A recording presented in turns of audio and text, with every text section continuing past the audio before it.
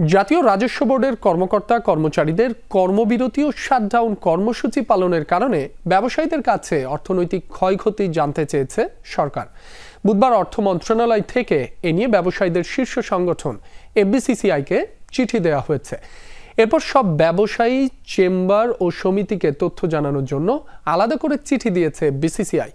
NBR বিলুপ্ত করে রাজস্ব নীতি ও রাজস্ব ব্যবস্থাপনা এই দুটি বিভাগ করার অধ্যাদেশ বাতিলের জন্য গত মে-জুন মাসে এনবিআর এর কর্মকর্তা কর্মচারীরা কর্মবিরতি ও শাটডাউন কর্মসূচি পালন করেছেন।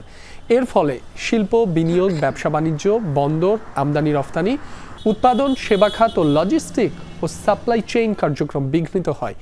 বিশেষ করে আমদানিকারকদের শিল্পের কাঁচামাল ও উপকরণ এবং তৈরি পণ্য বন্দর থেকে খালাস করতে পারেননি। রপ্তানিকারকেরা সময় মতো রপ্তানি করতে পারেননি। এতে সরকারের রাজস্ব ক্ষতি হয়েছে। গত মাসে আন্দোলনে অর্থনৈতিক ক্ষয়ক্ষতি নিরূপণে সরকার একটি কমিটি গঠন করে।